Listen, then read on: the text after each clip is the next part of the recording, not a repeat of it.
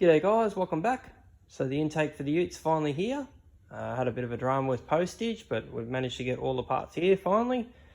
So what we've got here is a LS1 Cathedral port Holly high ram with two ProFlow spacers, 1-inch spacers, 1200 CFM cheap ass Speedmaster 4-barrel throttle bodies, like $330 a pop, two Canon filters, gaskets, a heap of hardware, some fuel rails and some LS3 injectors. So LS3 injectors, I think they're 39 pound, where the standard LS one's like 28. So it just gives a bit of a headroom. Probably not enough to run an E85, but enough for what we're going to do. So this car's probably going to stay on 98. So had a bit of an issue with the top. They sent the wrong coloured top because it's the only one they could find, and we were in a bit of a time crunch. So I ended up just painting the whole manifold. The original plan was to keep the manifold silver or the raw finish, but you know, sometimes these things happen. So we had to make the time crunch. So the plan is to get this all mounted and assembled together and go and put it on the Ute while it's at the paint shop and get the bonnet cut. So before it gets painted, obviously, we didn't really want to cut the bonnet once it was painted. So this is kind of turned up just in the nick of time. So we'll go through and we'll get it all assembled up. There's a little bit to them. These are a two-piece manifold design, as you can see just here. So you can interchange the tops. You can put a single top on it with a single throttle body at the front here. A lot of turbo cars and supercharged cars run them that way. But for what we're doing, this is the way to go. So the plan was initially to make my own top plate like I've done previously, but again, time crunch, so we've gone with the factory Holly top plate. Only difference is it's about 2 inches higher than the normal flat plate I would do. But it's a burnout car, so height's not a problem. So we'll go ahead and get most of this fitted up, and we'll come back.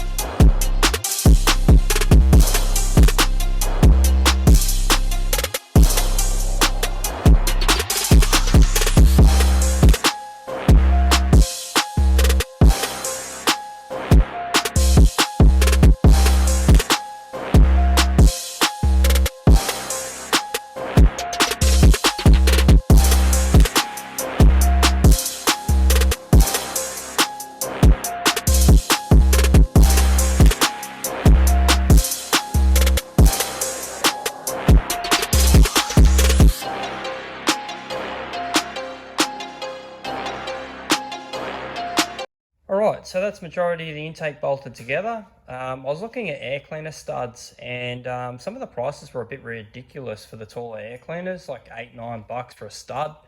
I did manage to find this booker rod at Bunnings, so that's the size, and it's about 600 or so. It's more than long enough to do both of the air cleaners.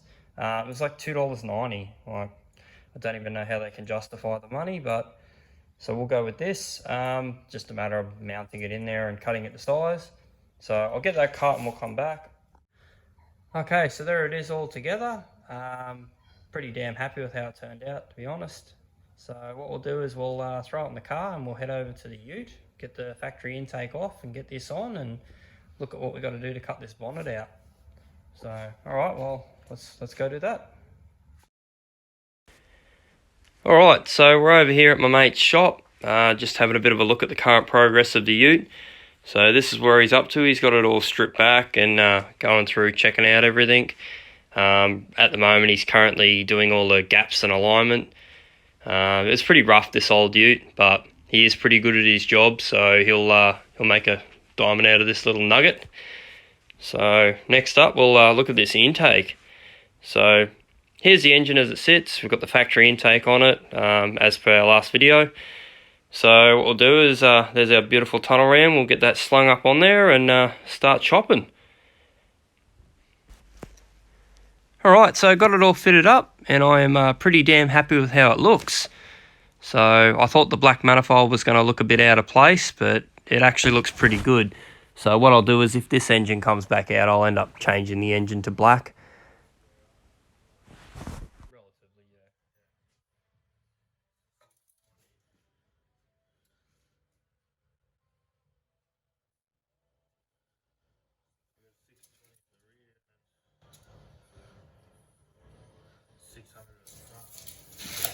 It's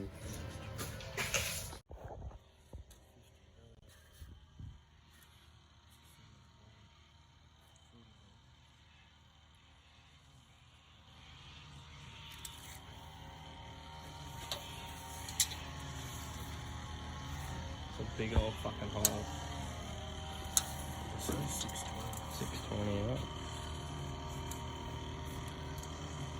A bit further about there.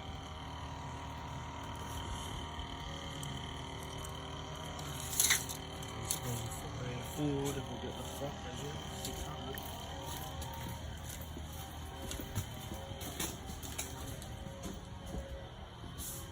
So if we come forward,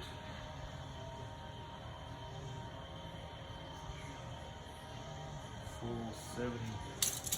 We'll do our 600.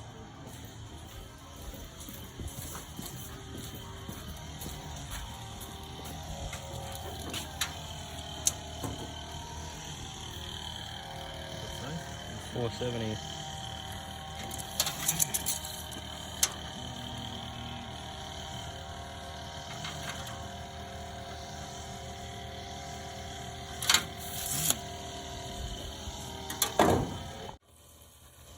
You done this before, Nathan? Yeah. Not a square one though. Hold that. Easy round. Never done one this big, eh? No. Cool enough.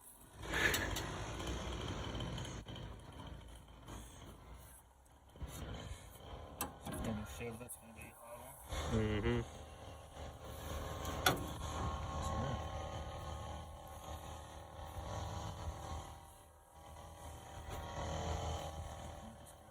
Start with.